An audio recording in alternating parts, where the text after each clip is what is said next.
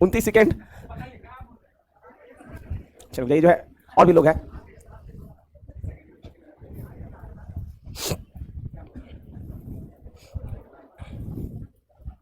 चलिए देखिए पहला क्वेश्चन जो है, चलिए पहला क्वेश्चन आज का मैथ का है और इसका उत्तर होगा 19 मिनट। इसको याद नहीं करना है, समझ रहे ना? इसका उत्तर होगा 13। क्या बोल रहे हैं? पूछा गया है क्या हुआ? अच्छा 13 कैसे होगा? तो सुनिए सुनिए सुनिए, यहां पे जो रीजनिंग के टीचर हैं वो आपको बता देंगे। बस समझ आए? अरे उतना दिमाग मेरा तेज, हम जीएस पढ़ाते, अधिकारी नहीं रहते। बस समझ ना, बस समझ ना, हम भी सीजीएल करके मतलब उधर जीएसटी इंस्पेक्टर में कुछ रहते जो है। हमको रीजनिंग का आर नहीं आता है, आप लोग रीजनिंग पूछ रहा, मैथ का नहीं आता है। बस समझ ना, पहला बार जो है यहाँ पे जब आया तब पता चला कि रीजनिंग क्या होता है, आप लोग सीखने को मिला है। बोलिए निम्नलिखित में से किस राज्य सरकार के द्वारा नाइट नेविगेशन ऐप जारी किया गया है? असम सरकार के द्वारा। तो बोलिए निम्नलिखित में से किस राज्य सरकार के द्वारा नाइट नेविगेशन ऐप जारी किया गया है? किसके द्वारा? अगला पूछा गया है कि भारत शासन अधिनियम 1935 के द्वारा स्थापित संघ में अवशिष्ट शक्तियां, देखिए आप लोग जो मिडिल ईस्ट मत बनिए, अशांत प्रदेश आप लोग बनते जा रहे इधर जो है। उधर कुछ उधर भी जो बीच में मैं क्या देखता हूं कि वो लोग जो मिडिल ईस्ट की तरह बिहेव करते हैं, मतलब मिडिल ईस्ट में तो नहीं समझ रहे हैं, अरबियन कंट्री में वहां पे हमेशा विद्रोह चलता रहता है, तो आप लोग वैसा ही बिहेव करते रहते हैं, हम देखते रहते हैं ना। भारत शासन अधिनियम 1935 द्वारा स्थापित संघ में अवशिष्ट शक्तियां किसमें निहित थी? गवर्नर जनरल में। तो बोलिए भारत शासन अधिनियम 1935 द्वारा स्थापित संघ में अवशिष्ट शक्तियां किसमें निहित थी? किसमें निहित थी? और वर्तमान में ये शक्तियां संसद में है, यानी कि केंद्र सरकार के पास जो है ना। चलिए नेक्स्ट, अगला पूछा गया है कि राज्य के नीति निदेशक तत्वों के संबंध में निम्न में से कौन सा युग्म यानी पेयर सुमेलित नहीं है? देखिए ये जो अनुच्छेद 43 से संबंधित नहीं है। कुछ दशाओं में काम, शिक्षा और लोक सहायता पाने के अधिकार का जिक्र भारतीय संविधान के अनुच्छेद 41 में किया गया है, जबकि 43 में जो है क्या कहते हैं कि जो मजदूर हैं, जो कामगार हैं, उनके लिए उचित वेतन की व्यवस्था की बातें की गई हैं। तो बोलिए, पर यहां से शुरू करते हैं, बताइए कि कार्य की दशाओं को सुधारना एवं मातृत्व लाभ की चर्चा भारतीय संविधान के किस अनुच्छेद में लिखित है? बताइए, कुछ दशाओं में काम, शिक्षा और लोक सहायता पाने का अधिकार का उल्लेख भारतीय संविधान के किस अनुच्छेद में है? अनुच्छेद 43 का संबंध किससे है? अगला बोलिए, दुर्लभ वर्गों के लिए शिक्षा और अर्थ संबंधी हितों की अभिवृद्धि व सामाजिक न्याय सुनिश्चित करना, इसका उल्लेख संविधान के किस अनुच्छेद में है? अगला बताइए, राष्ट्रीय महत्व के स्मारकों, स्थानों और वस्तुओं का संरक्षण करना, इसका उल्लेख संविधान के किस अनुच्छेद में है? किसमें? नेक्स्ट, अगला पूछा गया है कि एमएस चिप्स शब्द समाचार पत्र में देखा जाता है, इसे किस संदर्भ में प्रयोग किया जाता है? इसका उत्तर हो जाएगा बाघ अभयारण्यों के रख रखाव। तो बोलिए, एमएस चिप्स शब्द समाचार पत्र में देखा जाता है, इसे किस संदर्भ में प्रयोग किया जाता है? किसके लिए प्रयोग किया जाता है? नेक्स्ट, देखिए इस टेक्नोलॉजी में क्या होता है समझ लीजिए कि जैसे कि आपको पता होगा जो बाघ है ना, उसका जो है फुट प्रिंट के माध्यम से, यानी कि ये भी इसी टेक्नोलॉजी के माध्यम से काउंटिंग भी की जाती है ना। बाघ का जो, जैसे देखिए बाघ को तो काउंट करने नहीं, पकड़ पकड़ के कितना बाघ है ना, उसका संरक्षण कैसे करेगा? तो यहां पे इस टेक्नोलॉजी पर जीपीएस का प्रयोग किया जाता है, और दूसरी बात उसके फुट यानी कि पैर से जो है वह कहां कहां गया है, उसके अकॉर्डिंग चीजों को जो है थोड़ा सा मेजर किया जाता है ना। चलिए नेक्स्ट, अगला जो है पूछा गया कि भारत का प्रथम पूर्ण जैविक राज्य कौन सा है? तो बोलिए, भारत का प्रथम पूर्ण जैविक राज्य कौन सा है? कौन है? कब बना? 2016 में। और बता दें आपको कि जैविक कृषि का मतलब होता है कृषि का वह पद्धति जिसमें प्राकृतिक संसाधनों का जो है मतलब कंपोस्ट इत्यादि के रूप में प्रयोग किया जाता है। बात समझ रहे हैं? क्योंकि इसमें देखिए जो मॉडर्न एग्रीकल्चर सिस्टम है उसमें हम लोग क्या करते हैं कि कीटनाशक का प्रयोग करते हैं, या क्या कहते हैं कि जो मॉडर्न फर्टिलाइजर उसका उपयोग करते हैं, लेकिन यहाँ पे गोबर का यूज करेंगे, केचुआ का यूज करेंगे, या जो स्थानीय स्तर पर जो भी कंपोस्ट अवेलेबल है उसका यूज करेंगे जो है। चलिए ठीक है, नेक्स्ट, 8वां का जो उत्तर है, इसका उत्तर है सी। इसमें कुछ कहने की। अगला पूछा गया है कि निम्नलिखित में से भारत में औद्योगिक क्षेत्र की उपलब्धि को मापने के लिए निम्न में कौन सी संस्था औद्योगिक उत्पादन के सूचकांक को जारी करती है? तो इसका उत्तर जाएगा, आपसे बता दे कि केंद्रीय सांख्यिकी कार्यालय। और ध्यान दीजिएगा, जो आपका शायद मतलब जो बुक वगैरह आप लोग लिए होंगे मार्केट से जो है, उसमें इसका उत्तर दे दिया मैंने दीज, लेकिन इसका उत्तर सीएसओ है ना, सेंट्रल स्टेट ऑर्गेनाइजेशन जारी करता है चीजों को जो है, इसको हम लोग आईआईपी सूचकांक कहते हैं। बात समझ गए? तो बोलिए, तो सुनिए, आप वो चीज बोल रहे हैं ना, ये बात जो बोल रहे हैं ना CSO प्लस NSSO के बारे में बात कर रहे हैं, ये केवल सुनिए सुनिए, ये अभी प्रस्तावित है, इसको पूरी तरह से लागू नहीं किया गया बच्चों, बात समझिए, है ना। चलिए नेक्स्ट, आपको पता होगा कि अभी भी जो है NSSO का जो है रिपोर्ट अलग से आता है। जैसे आपने देखा होगा कि NSSO के द्वारा हाल ही में फैमिली हेल्थ सर्वे रिपोर्ट 5 जारी किया गया है ना। दोनों अभी स्वतंत्र अस्तित्व के तौर पे काम कर रहा है। अगला पूछा गया है कि पर्पल कैप विजेता मोहम्मद शमी ने इंडियन प्रीमियर लीग 2023 में कितने विकेट लिए हैं? इसका उत्तर जाएगा 28। तो कितने विकेट लिए हैं? और एक छोटा सा सलाह देंगे आपको हम, देखिए ये सब प्रश्न जो है यदि इस टाइप का प्रश्न दरोगा के एग्जाम में आए तो बेहद कठिन स्तर के प्रश्न माने जाएंगे जो है। बस में आप IPL या किसी भी खेल की प्रमुख बातों को याद रख सकते हैं, लेकिन किस खिलाड़ी ने कितना विकेट लिया जो है वो थोड़ा सा मतलब मुश्किल काम हो जाता है। तो टॉपर फिर भी नहीं कहीं दिमाग में हाथों। अगला पूछा है कि निम्नलिखित कथनों पर विचार कीजिए और बोला क्या सत्य कथन है। तो 11 का जो आंसर है वो 2 और 4 है, सीधे इसका टिक मान लीजिए, जिसमें बहुत मतलब चीजें नहीं दी गई है, ठीक है। इसको देखिए, बोला अमीबा में पोषण प्राणी संपोषी विधि द्वारा होता है। तो बोलिए अमीबा में जो है पोषण प्राणी किस विधि द्वारा होता है? अगला बोला है कि ये तो स्टेटमेंट गलत है, इसके बारे में हमको एग्जैक्टली जानकारी नहीं है कि क्या इसका मतलब सही हो सकता है, केवल मैंने उत्तर की चेक किया था, है ना। बोला कि दीमक लकड़ी का पाचन सहजीवी प्रोटोजोआ द्वारा करते हैं। तो बोलिए दीमक लकड़ी जो है वो अपना पाचन किसके द्वारा करता है? तो दीमक का लकड़ी अपना पाचन किसके द्वारा करता है? नेक्स्ट पूछा गया है, इसका उत्तर जाएगा बी। तो बोलिए मेरे साथ, जगत, संघ, वर्ग, कुल, वंश और प्रजातियां। क्या बोले? पूछा गया है कि वर्ष 2023 में विश्व क्षय रोग दिवस का थीम क्या है? इसका उत्तर होगा yes we can and TB. तो बोलिए वर्ष 2023 में विश्व क्षय रोग दिवस का थीम क्या था? और इसको थोड़ा सा इन हटा के लिख दीजिए, यहां पे टीबी हटा के डू इट। तो लिखिए, बोलिएगा आप जो है आप लोग अपने लिए इस बार आप लोग दुर्गा फिल्म्स क्या करना है? Yes we can do it. बस मेरे नेक्स्ट, निम्नलिखित कथनों में विचार कीजिए। बोला है कि मूल कर्तव्यों का कर्तव्य एक भारतीय नागरिक के साथ साथ विदेशियों का भी कर्तव्य है। नहीं है ना। जो थोड़ा सा हलचल कम कीजिए आप लोग जो है। जो मूल कर्तव्य है वो केवल जो भारतीय सिटीजन्स हैं उनके लिए है, बस समझ गए। और मूल कर्तव्य वर्तमान में टोटल लगा रहे हैं, और इसको 42वां संविधान संशोधन 1976 के द्वारा 10 ठो को और एक को 86वां संविधान संशोधन 2002 के द्वारा जोड़ा गया। और चर्चा जो है भाग 4 में है, ठीक है। भाग 4 में इसका चर्चा। अगला पूछा है कि मूल कर्तव्य में वैज्ञानिक दृष्टिकोण, मानववाद, ज्ञान अर्जन तथा सुधार की भावना के विकास का भाव निहित है। और पूछा है सत्य है, तो यह स्टेटमेंट सत्य है। और इसके अलावा और भी टोटल जो है 10 फंडामेंटल ड्यूटीज की बात कही गई है। चलिए नेक्स्ट, पूछा गया है कि सूची 1 को सूची 2 से सुमेलित करना है। तो इसका उत्तर देखिए, पूछा है संसद सचिवालय, इसका जिक्र जो है अनुच्छेद 98 में है। तो बोलिए संसद सचिवालय का जिक्र जो है संविधान के किस अनुच्छेद में है? किस अनुच्छेद में? सदस्यों द्वारा शपथ का जिक्र अनुच्छेद 99 में है। तो सदस्यों द्वारा शपथ का जिक्र किस अनुच्छेद में है? किसमें है? अगला पूछा गया है सदनों की कार्य करने की शक्ति और गणपूर्ति का संबंध किस अनुच्छेद में है? किसमें है? अगला पूछा है कि सदस्यों की निर्भरताओं से संबंधित प्रश्नों पे विनिश्चय का उल्लेख संविधान के किस अनुच्छेद में है? अनुच्छेद 103। नेक्स्ट, अभी वाला जो पेपर है इसको मैं देख रहा था, बहुत ही ज्यादा लेंदी पेपर मतलब दिखाई दे रहा, मतलब वो हाँ बहुत ज्यादा थोड़ा सा जो है, नहीं कभी नहीं एग्जाम में पूछता है एकदम थोड़ा सा कॉमन प्रश्न जो है, बस में रहना। प्रीवियस से देखेंगे आप लोग जो है इतने टफ पेपर तो कभी नहीं पूछे जाएंगे जो है। सुनिए, जो एग्जाम होते हैं, बस समझिएगा, जो है जो एग्जाम होते हैं वहां पे साल में एक बार पेपर सेट होता है, बस में रहे। और पेपर सेट करने के लिए एक विषय के कम से कम 5-6 प्रोफेसर रहते हैं, वो डिस्कस करते हैं कि क्या प्रश्न होना चाहिए। अब यहाँ पे सेट प्रैक्टिस में तो क्या करते हैं कि बहुत सारा प्रश्न देना है और उनको साल में केवल 100 क्वेश्चन लेकर आना है, तो वो एक जो है सही तार्किक प्रश्न देते हैं, बस समझ रहे ना। ऐसा नहीं कुछ भी उठा के देना स्टार्ट कर देंगे वो जो है, हाँ, क्योंकि साल में उनको एक ही बार लेना है, लेकिन तार्किक प्रश्न देंगे, सही प्रश्न देंगे जो है। हो सकता है थोड़ा सा वो कंफ्यूज करने के लिए आपको प्रश्न बनाए, लेकिन प्रश्न आसान होते हैं, है ना। प्रीवियस पेपर पे गौर कीजिएगा जो है।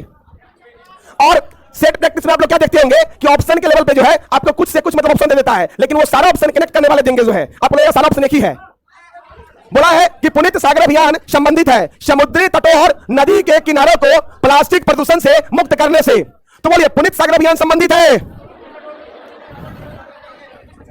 नेक्स्ट पूछा गया है कि गोल्डीनॉक्स जोन के संदर्भ में निम्नलिखित में से कौन सा कथन सही है? देखिए गोल्डीनॉक्स जोन जो है ऐसा क्षेत्र है जहां किसी ग्रह की सतह पर तरल पानी होने की उचित स्थिति पाई जाती है। तो बोलिए ऐसा क्षेत्र जहां किसी ग्रह की सतह पर तरल पानी होने की उचित स्थिति पाई जाती है क्या कहलाता है? क्या कहलाएगा? इसका उत्तर हुआ सी। नेक्स्ट पूछा गया है कि इल्तुतमिश के गद्दीन सीनी के समय निम्नलिखित में से किसने स्वयं को राजा घोषित किया था? इसका उत्तर होगा अली मर्दान खां। तो बोलिए इल्तुतमिश के गद्दीन सीनी के समय निम्नलिखित में से किसने स्वयं को बंगाल और बिहार का राजा घोषित किया? किसने घोषित किया? नेक्स्ट पूछा गया है कि मुगल काल के संदर्भ में कौन सा कथन सही है? बोला है कि इनाम भूमि की आमदनी शाही खजाने में जाती थी। यह स्टेटमेंट जो है गलत है। या जो सरकार का या शाही खजाने में नहीं जाता था बल्कि इसका अन्य प्रकार के और खर्च में इसके खर्च किए जाते थे। बोला है कि मीर समान सम्राट की गृहस्थी का प्रबंध करने वाला प्रधान अधिकारी होता था। यह स्टेटमेंट जो है सही है। तो बोलिए मीर समान का संबंध मुगल काल में किस पद से है? यस कैसे? बोलिए बोलिए बोलिए। गृहस्थी का प्रबंध करने वाला प्रधान अधिकारी मुगल काल में क्या कहलाता था? क्या कहलाता था? नेक्स्ट पूछा गया है कि भारत द्वारा किस देश में बुंजी ब्रिज का निर्माण किया गया है? इसका उत्तर होगा मोजाम्बिक। तो बोलिए भारत द्वारा किस देश में बुंजी ब्रिज का निर्माण किया गया है? चलिए नेक्स्ट पूछा गया है कि निम्न में से कौन सा कथन सही नहीं है? और इसका उत्तर जो है हो सकता है ये डी। सोडियम क्लोराइड व शर्करा बेंजीन में घुल जाते हैं, यह बात गलत है। ठीक है, चलिए इसका उत्तर सीधे, इसमें कोई बहुत मतलब ये नहीं है ना। नेक्स्ट अगला पूछा गया है कि हाल ही में चर्चा में रहा भारत मंडपम का निर्माण किस शहर में किया गया है? कहां किया गया है? कहां किया गया है? और नई दिल्ली में जो है प्रगति मैदान नामक एक जगह हुआ करता था, उसी के अंदर में इसका निर्माण अब कर दिया गया है। बस में ना। तो बोलिए हाल ही में चर्चा में रही भारत मंडपम का निर्माण किस शहर में किया गया? और यहां पे ही G20 की बैठक हुई है। ठीक है, चलिए नेक्स्ट अगला पूछा गया है शीतोष्ण कटिबंधीय घास के मैदान पंपास का विस्तार कहां नहीं है? चिली में नहीं है। चिली में नहीं है, चिली में नहीं इसका विस्तार जो है। तो बोलिए शीतोष्ण कटिबंधीय घास के मैदान पंपास का विस्तार किन किन देशों में है? पंपास किस प्रकार के घास है? और यह घास पाया जाता है यानी दक्षिणी अमेरिका में। बात समझ गए? तो बोलिए पंपास घास किस महाद्वीप में पाए जाते हैं? नेक्स्ट पूछा गया है कि निम्नलिखित कथनों में से कौन सा सही सुमेलित नहीं है? देखिए बाइगियो जो है या फिलीपींस की जो है उष्णकटिबंधीय चक्रवात है। तो बोलिए बाइगियो कहां की उष्णकटिबंधीय चक्रवात है? टाइफून कहां की है? बिली हरिकेन बाइगियो। चलिए अगला पूछा गया है 25 का हो जाएगा इसका शुक्रवार पूछा गया है कि निम्नलिखित में से किस साल में 3 अगस्त 2023 को शून्य छाया दिवस देखा गया है? इसका उत्तर होगा हैदराबाद में जो है। इधर सारा उत्तर गलत बोल रहा है लोग। बोलिए निम्नलिखित में से किस साल में 3 अगस्त 2023 को शून्य छाया दिवस मनाया गया? कहां मनाया गया? अगला पूछा है निम्न में से कौन सही नहीं है? तो इसमें गैसों के द्रव्यों में विलेयता ताप एवं दाब पर बहुत कम प्रभावित होती है। यह स्टेटमेंट जो है गलत है। बोला है कि ऑक्सीजन जल में बहुत कम मात्रा में घुलती है, यह स्टेटमेंट सही है। हाइड्रोजन क्लोराइड जल में अत्यधिक घुलनशील होती है, यह भी बात सही है। दाब बढ़ने पर गैसों की विलेयता बढ़ती है, यह भी बात। देखिए दोगा के एग्जाम पे जो इतने स्टेटमेंट वाले प्रश्न तो पूछने जाएंगे जो है बहुत ज्यादा दिक्कत होता है जो है, क्योंकि देखिए यहां पे क्लास में जो क्या कहते हैं कि पेपर नहीं सॉल्व करवाना है, यहां पे मुख्य बात क्या है कि आपको याद करवाना है। तो इसमें से प्रश्न हाँ समाचार पत्रों की सुर्खियों में समाचारों की सुर्खियों में रहे ज़ेल्डोस्ट मार्क 2 के बारे में निम्नलिखित में से कौन सा कथन सही है? इसका तो होगा जलाशयों में जलीय खरपतवार और तैरते कचरों को निकालने वाला एक एयरबोट। तो बोलिए ज़ेल्डोस्ट मार्क 2 का संबंध किससे है? नेक्स्ट पूछा गया है कि दल बदल के आधार पर विधानसभा सदस्यों के निरहता यानी कि डिस्क्वालिफिकेशन पर प्रश्न उठे तो इसका फैसला कौन करेगा? और इसका जिक्र संविधान के 10वीं अनुसूची में है। बात समझ गए? और एंटी डिफेक्शन लॉ भी डेली जो है न्यूज़पेपर में चर्चा में इसलिए है कि ये महाराष्ट्र में जो है बहुत सारे विधायकों पर एंटी डिफेक्शन लॉ का जो है तलवार लटकी हुई है। सुप्रीम कोर्ट रिसेंट में भी एक जजमेंट दिया महाराष्ट्र के कॉन्टेक्स्ट में जो है।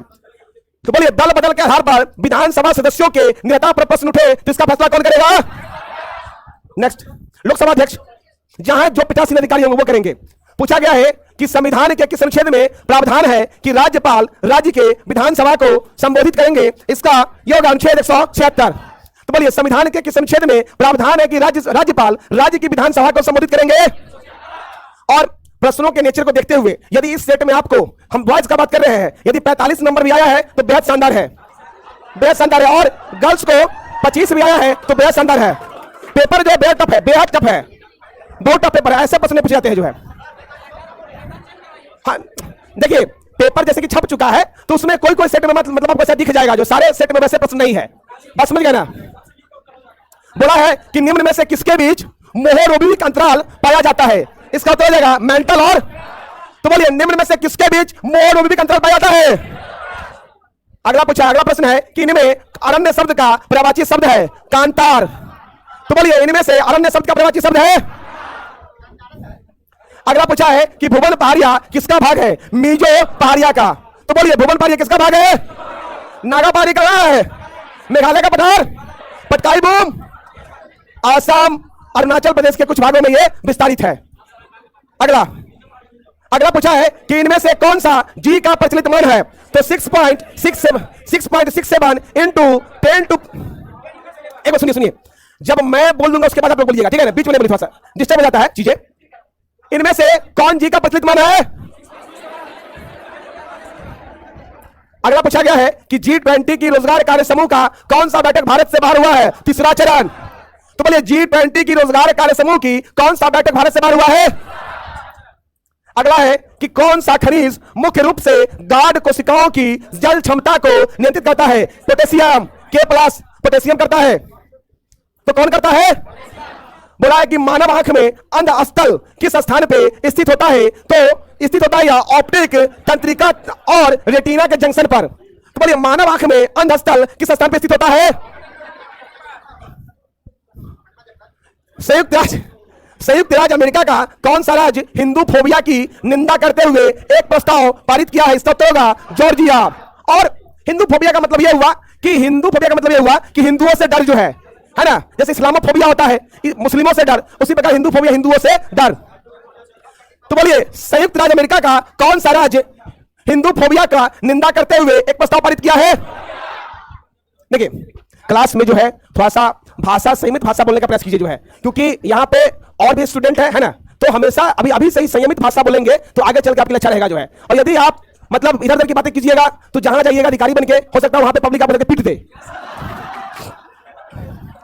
भारत में वन व्यवस्था जाति प्रथा की शुरुआत किस क्षेत्र से हुई है? तो इसका उत्तर जाएगा उत्तर भारत, है ना। और स्पेशली देखा जाए तो क्या कहते हैं आपसे, गुप्त काल से जो है, गुप्त काल से जाति प्रथा जो है, मतलब वैसे वो आप देखिएगा तो क्या कहते हैं कि उत्तर वैदिक काल से हुआ है, लेकिन क्योंकि उसका उतना जो ऑथेंटिक साक्ष्य हमारे पास अवेलेबल नहीं है, लेकिन गुप्त काल से ये चीजें जो है उसका साक्ष्य पूरा स्पष्ट दिखाई पड़ता है, हाँ पूरी तरह से जो है। अगला बोलिए, कुल्हाड़ी या हस्त कुठार और बिदारणी निम्नलिखित में से किस युग का प्रमुख लक्षण है? तो निम्न पूरा पाषाण काल। तो बोलिए कुल्हाड़ी या हस्त कुठार और बिदारणी निम्नलिखित में से किस युग का प्रमुख लक्षण है?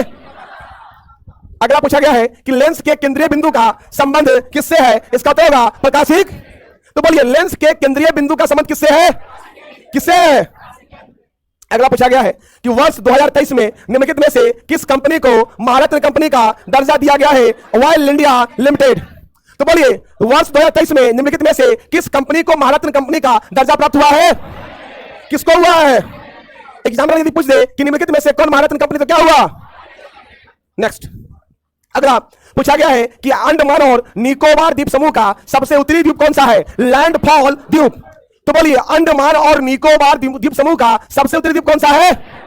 और देखिए एग्जामिनर जो है जानबूझ के यहाँ पे दे दिया उत्तरी अंडमान जो है, बच्चा से जगह उत्तरी बच्चा है ना, लेकिन इसका तो लैंडफॉल द्वीप। तो बोलिए अंडमान और निकोबार द्वीप समूह का सबसे उत्तरी द्वीप कौन सा है? उत्तरी अंडमान नहीं ना मारिएगा। अगला, दक्षिण भारत की नदियां प्रमुख रूप से निम्न में से कौन से प्रवाह प्रतिरूप का निर्माण करती है? इसका उत्तर होगा वृक्षनुमा। यानी वृक्षनुमा का मतलब हुआ कि यह वृक्ष है और मान लीजिए वृक्ष टहनियां है, ऐसी नदियां निकल रही है, कुछ नदियां यहां निकल रही है ना, कुछ ऐसे इधर है ना, तो इस प्रकार की आकृति का निर्माण करता है। तो बोलिए दक्षिण भारत की नदियां प्रमुख रूप से निम्न में से कौन से प्रवाह प्रतिरूप का निर्माण करती है? चलिए नेक्स्ट अगला। अब देखिए इसका सीधे तौर पे आप उत्तर ही मान लीजिए जो है, इसका उत्तर हो जाएगा सी। एक बार देख लेते, कोई प्रश्न निकलने वाला निकाल लेंगे। चलिए नेक्स्ट अगला बोला है कि निम्नलिखित में से कौन सा देश भारत की स्वतंत्रता दिवस के दिन अपना स्वतंत्रता दिवस नहीं मनाता है? इसका उत्तर होगा मॉरिशस। इसका उत्तर होगा मॉरिशस। तो निम्नलिखित में से कौन सा देश स्वतंत्रता दिवस के दिन अपना स्वतंत्रता दिवस नहीं मनाता है? तो भारत के स्वतंत्रता दिवस के दिन कौन सा देश अपना स्वतंत्रता दिवस नहीं मनाता है? चलिए नेक्स्ट, वो नहीं मनाता है।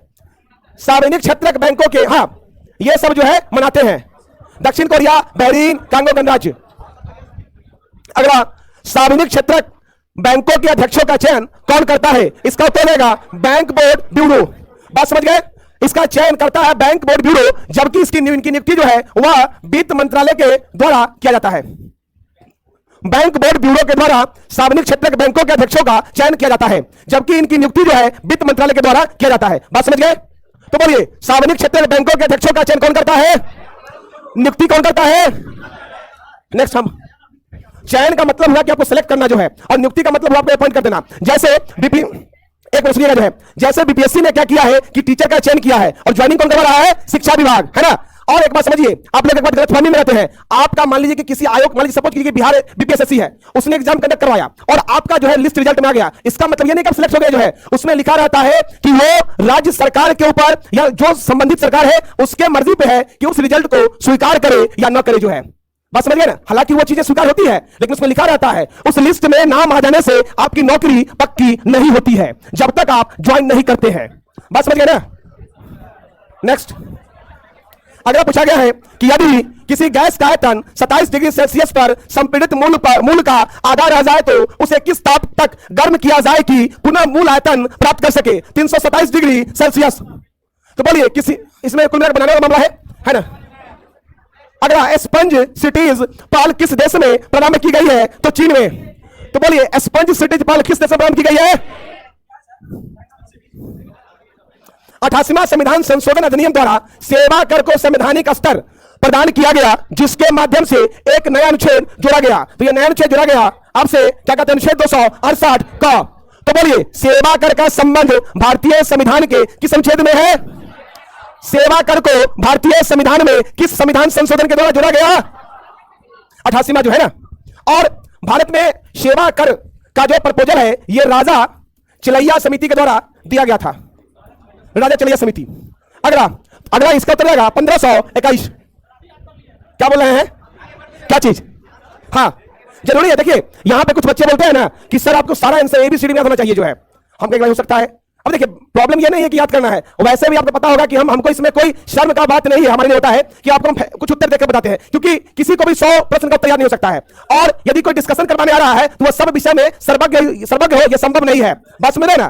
तो इसमें कोई शर्म नहीं आता है कि हम, बात समझ रहे ना, इस बात को जान लीजिए। कोई भौकाल नहीं बनाना है कि हम सब विषय का ज्ञाता है, बिल्कुल नहीं है। इसका कोई दम भरने की जरूरत भी नहीं है कि हम मुझे ही सब कुछ आता है। बात समझ रहे ना। आप और मेरा मंत्र यही है कि हम यहां पे चीजों को प्रेजेंट कर रहे हैं और आप देख रहे हैं। हो सकता है कि हमसे भी ज्यादा नॉलेज वाले स्टूडेंट इस क्लासरूम में हो, इसमें कोई डाउट नहीं है, और इस बात को टीचर को एक्सेप्ट करना चाहिए। बात समझ रहे ना। कोई भी, मैंने तो एग्जाम आज तक कभी नहीं दिया है, आने देने की कोई संभावना है। मैंने केवल यूपीएससी, बीपीएससी, यूपीपीसीएस और एमपीपीसीएस का एग्जाम दिया है। अगर बोलिए, निम्नलिखित में से कौन सा एक सही सुमेलित नहीं है? तो बोला है संविधान का भाग 13 में भारत का महानवादी। यह बात तो बिल्कुल ही गलत दिखता है। भाग 5 में इसका जिक्र है। तो बोलिए, भारत के महानवादी का जिक्र संविधान के किस भाग में है? किसमें है?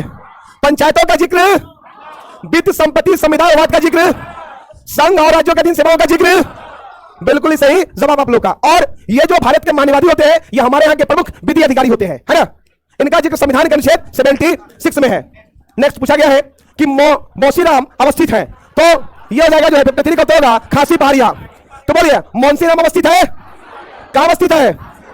अगला, कृषि में शून्य जुताई के बारे में क्या सही नहीं है? देखिए जीरो एज जो टेलिंग होता है उसमें उर्वरक उपयोग में वृद्धि नहीं बल्कि कमी होती है।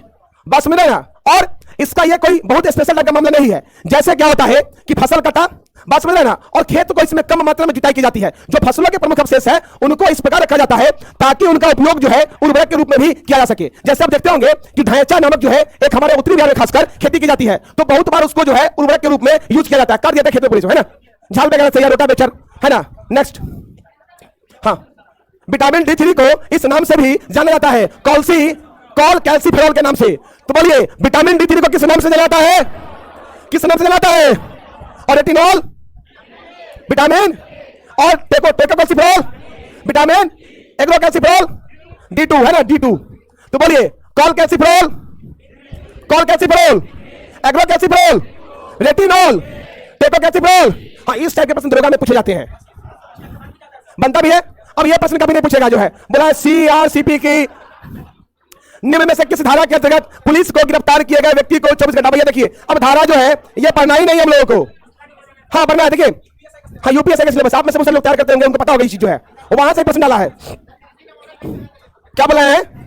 हाँ तो सुनिए, जो आप एक बार जानते हैं, जो लोग मॉडल प्रश्न, एक बार सुनिए, एक मिनट देखिए, जो लोग मॉडल प्रश्न से प्रश्न सेट करते हैं ना, उनको बिजनेस भी करना है, इस बात को जान लीजिए। और दृष्टि है तो कोई बहुत बड़ा ये नहीं है कि मतलब उनको भी एटलीस्ट बिजनेस ही करना है।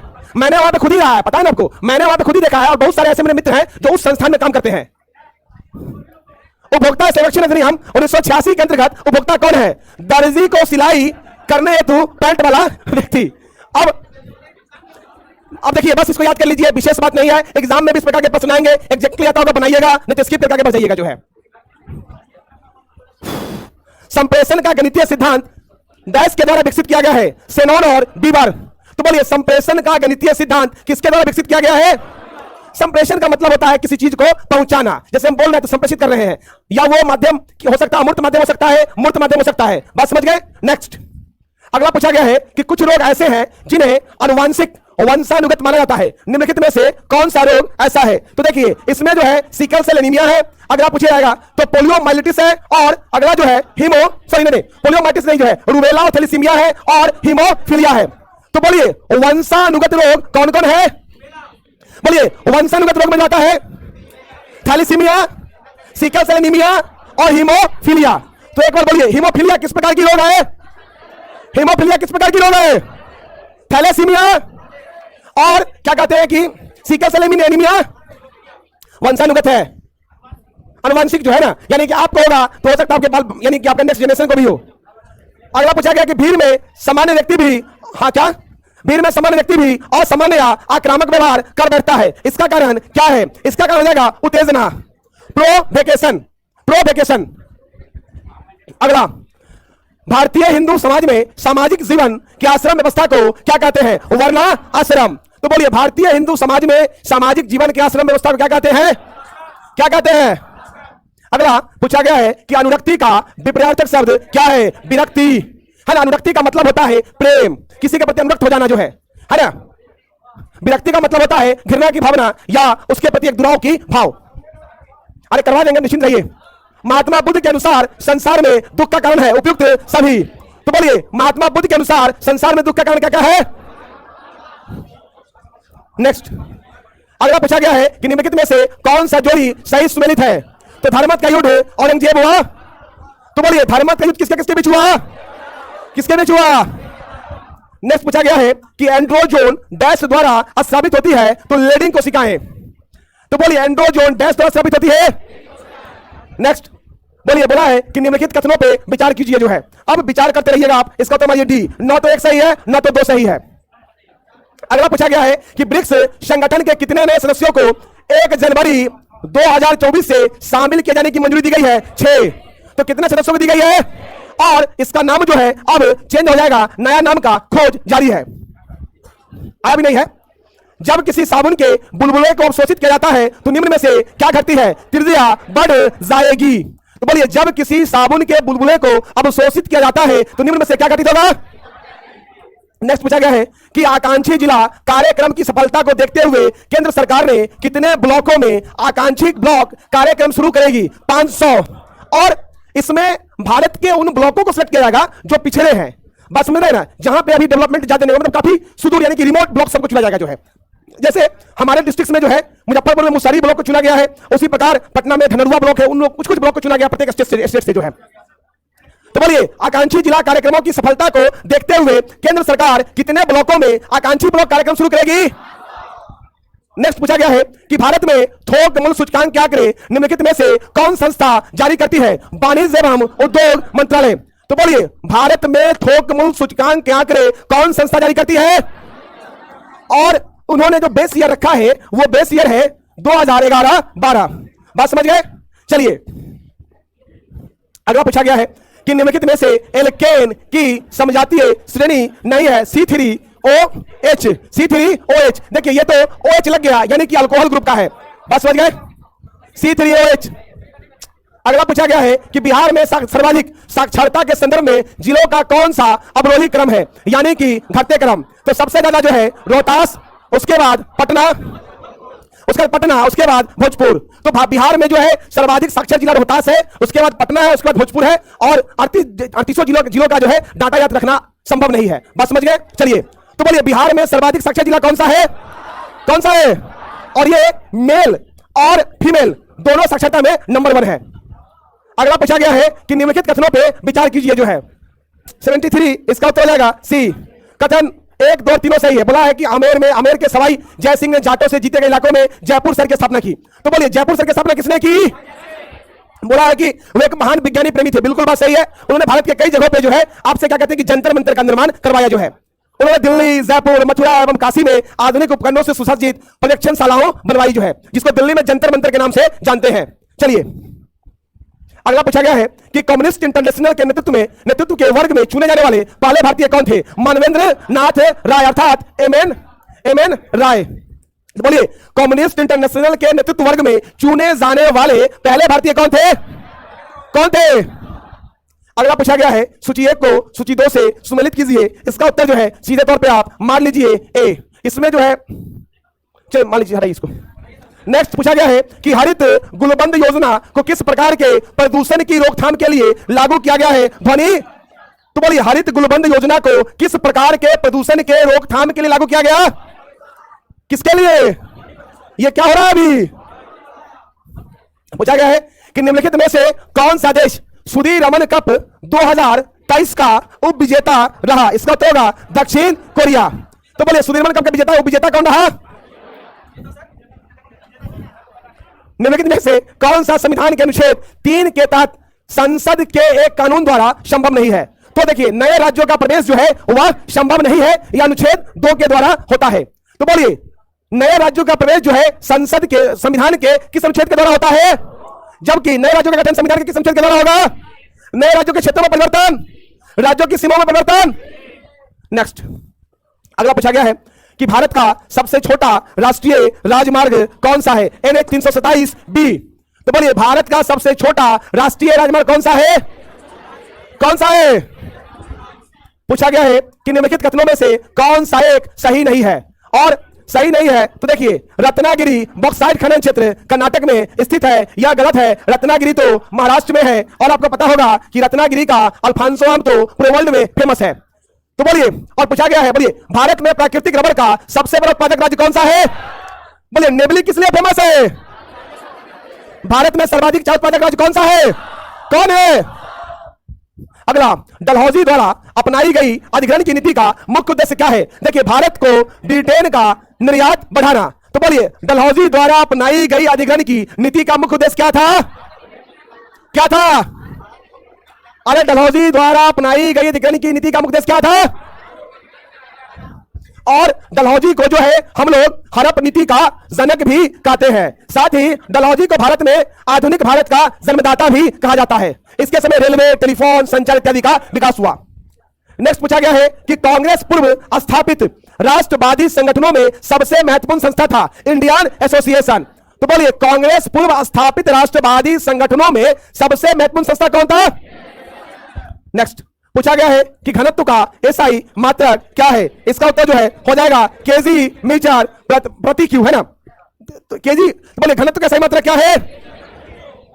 मीटर क्यू, है ना? भारत की यूपीआई से किस देश के पे नाउ मोबाइल भुगतान पद्धति के साथ समझौता किया है? सिंगापुर। तो बोलिए भारत के यूपीआई ने किस देश के साथ पे नाउ मोबाइल भुगतान पद्धति के साथ समझौता किया है? और ये तो बता दें आपको कि रिसेंट में आरबीआई का गाइडलाइन आया है, लेकिन उसको भी इंप्लीमेंट नहीं किया गया है। जैसे क्या होता है कि अभी हम लोग जितना मन उतना जो यूपीआई से एट ए टाइम पैसा जो है किसी दूसरे मोबाइल सेंड कर देते हैं। लेकिन आप यदि अब नए नियम के हिसाब से क्या होगा कि यदि आप 2000 से ज्यादा का ट्रांजैक्शन किसी भी नए मोबाइल पे करते हैं तो वो 4 घंटे बाद जाके उसके मोबाइल पे यानी उनके अकाउंट में पैसा जाएगा। बस समझ गए? चलिए अभी ये प्रपोजल आया है, अब देखिए इंप्लीमेंट किया जाता है कि नहीं, क्योंकि फ्रॉड के केस जो है बहुत सारे आ रहे हैं। नेक्स्ट पूछा गया है कि निम्नलिखित में से कौन सा युग्म सुमेलित नहीं है? तो सुमेलित नहीं है प्यूरेनियम तत्वों का संश्लेषण इन राखी फार्मी। तो बोलिए पॉजिट्रॉन की खोज किसने की? मेसॉन की खोज किसने किया? सूर्य एवं तारा में ऊर्जा किसने किया?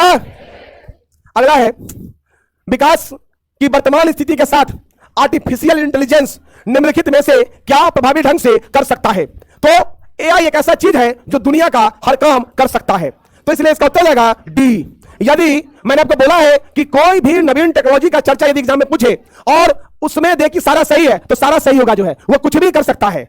बात समझ गए? चलिए अगला, निम्नलिखित में से किस एक्ट के द्वारा भारत के वायसराय को अध्यादेश जारी करने की शक्ति दी गई? Indian council act 1800। तो बोलिए निम्नलिखित में से किस एक्ट के द्वारा भारत के वायसराय को अध्यादेश जारी करने की शक्ति प्रदान की गई? अगला पूछा गया है कि सुमेलित कीजिए जो है, और यह सब प्रश्न भी बेहद ही कॉम्प्लेक्स है। देखिए इसका उत्तर जो है बी, और पूछा है स्थापना पूछा है। तो बोलिए असेंबली ऑफ रशियन वर्कर्स की स्थापना कब हुई? तो 1898 में। तो बोलिए असेंबली ऑफ रशियन वर्कर्स की स्थापना, Russian social democratic works party की स्थापना। बोलिए अगला जो है क्या कहते हैं कि यहां पे सोशलिस्ट रिवॉल्व पार्टी की स्थापना, और क्या कहते हैं कि कॉमिंटर्न की स्थापना 1919। अगला फिर पूछा है कि सूची 1 को सूची 2 से सुमेलित कीजिए जो है, तो इसका उत्तर होगा 3 4 1 2। यानी बोलिए दीवाने तन क्या कहलाता था? जागीर व वेतन देखना। तो बोलिए दीवाने तन का क्या कार्य होता था? मुशर्रिफ का क्या काम होता था? राज्य की आय व्यय का निरीक्षण करना। तो आप सभी लोग बोलिए, जो आप लोग का जोश समाप्त हो रहा है। नहीं, इसका देखिए जो है बी का उत्तर होगा जो है। बोलिए मुस्तारफी का क्या होगा? मुसारिफ क्या करता था? मुसारिफ क्या करता था? और बोलिए वाकया नवीस प्रमुख घटनाओं फरमानों को सूचीबद्ध करना। आज सुबह में भी यह प्रश्न आया था जो है वाकया नवीस वाला। अगला, जनजाति और राज्य के निम्नलिखित युगों में कौन सही सुमेलित नहीं है? तो देखिए कौन सही सुमेलित नहीं है, इसका उत्तर होगा आदि हिमाचल प्रदेश में नहीं है। तो बोलिए थारू कहां की जनजाति है? इरूला, सारिया, और ये आदि जनजाति जो है यह मुख्ता जो है इसका भी प्रभाव जो है उत्तराखंड के खासकर जो पठारी इलाका है वहां पे ये जनजाति देखी जाती है। तो आदि जनजाति कहां की है?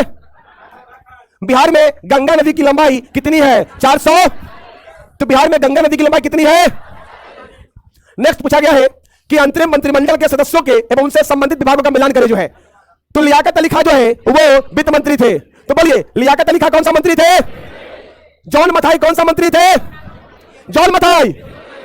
अगला, नहीं जॉन मथाई सॉरी ये थे उद्योग एवं नागरिक आपूर्ति मंत्री जो है ना। तो जॉन मथाई कौन सा मंत्री थे? आई चुंदगिर वाणिज्य मंत्री। तो आई चुंदगिर कौन सा मंत्री थे? जोगेंद्रनाथ मंडल कौन सा मंत्रिमंडल थे? विधि है ना, इसका तो होगा डी। एक है ना, 1 2 4 1 और 3। अगला जो है 93 का उत्तर हो जाएगा वह होगा जो है 2 वर्ष। 94 का उत्तर हो जाएगा बी।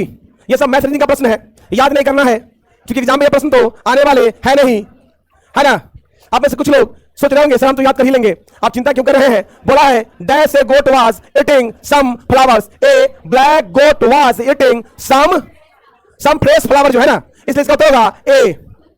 अगला पूछा गया है choose the synonym of the word renounce. Renounce का होता है सुन, सुन है ना, सन ने सुन, तो रिनाउंस का क्या उत्तर होता है? ये साइनोनिम है। नेक्स्ट, बोगी शब्दावली का उपयोग होता है गोल्फ में। तो बोलिए बोगी शब्दावली का उपयोग कहां होता है? कहां होता है?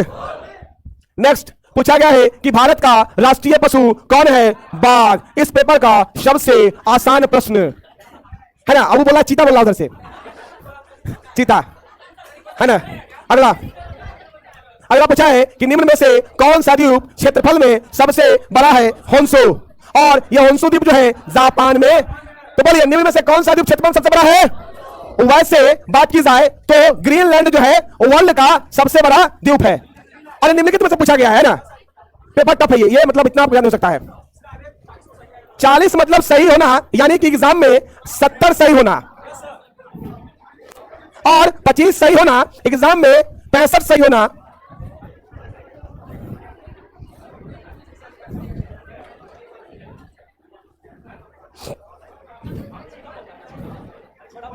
चीता बोला है मजाक किया बात है।